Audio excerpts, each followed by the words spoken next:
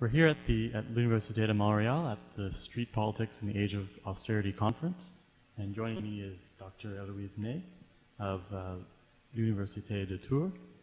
She's a lecturer of sociology at the university, and she'll be sharing with us a little bit on her research findings on the Spanish protest movements.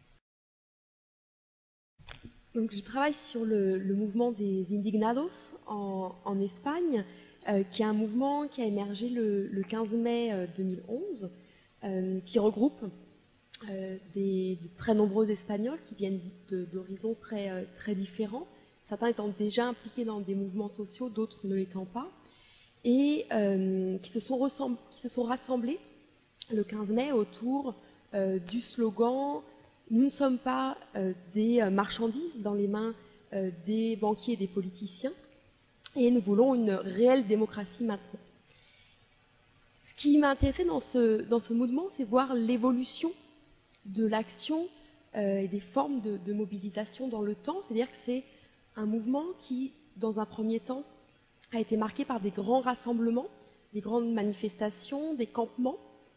dans les centres-villes, à Madrid, à Puerta del Sol, mais aussi dans d'autres villes en Espagne, et qui mettait en avant surtout des objectifs globaux et nationaux, c'est-à-dire notamment le fait de critiquer, de remettre en cause le système politique et le système économique, dans un contexte de crise économique avec des conséquences sociales très fortes en Espagne. Et ce qui est intéressant, c'est de voir comment cette mobilisation, qui a au départ une dimension globale, nationale très forte, a évolué dans le temps avec un processus de localisation de l'action collective, c'est-à-dire que le mouvement en fait s'est décentralisé dans les quartiers et en mettant en place des assemblées par exemple à Madrid, et à déplacer ces formes d'action vers des enjeux très concrets, très locaux. Et c'est par exemple le cas des luttes contre les expulsions de logements ou d'expériences locales comme la mise en place de réseaux de troc ou de coopératives.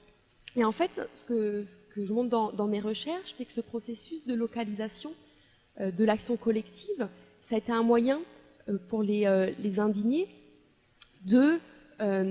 remporter des premières victoires, alors qu'il était difficile d'avoir une influence sur les politiques nationales ou internationales. Et donc en localisant leur action, ils ont pu notamment remporter des victoires en arrêtant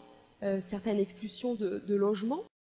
ou en montrant que des alternatives à l'économie capitaliste étaient possibles, par exemple par la mise en place de réseaux de troc. Et donc c'était un moyen, en fait, c'était une ressource, cette localisation de l'action collective, pour maintenir un mouvement dans la durée, et faire en sorte que le mouvement puisse aller au-delà de la seule période des campements dans les centres-villes. Mais ce que je montre aussi, c'est que, en fait, cette localisation de l'action collective, elle a eu quelques limites, c'est-à-dire que chercher développer des modes d'action locaux pour finalement des problèmes qui ont des origines souvent plus globales que locales. Ça a montré certaines limites, et au fur et à mesure, la participation des indignés dans les assemblées de quartier a fortement diminué. Donc, cette localisation de l'action collective a eu comme conséquence une forme d'action, une forme de mobilisation qui a eu un caractère plus militant que l'aspect ouvert qu'il avait et inclusif qu'il pouvait avoir dans un premier temps. Et finalement, on peut se demander, un an après le processus de décentralisation, si on n'a pas plutôt un retour de l'enjeu global dans les modes d'action des participants, et c'est notamment un certain nombre d'actions qui sont menées contre les banques ou les banquiers, qu'on va avoir à partir du printemps de 2012, et qui montrent comment cette question de la globalisation de l'action collective est toujours aussi présente, et comment on a une tension finalement entre à la fois des processus de localisation, de globalisation de l'action collective.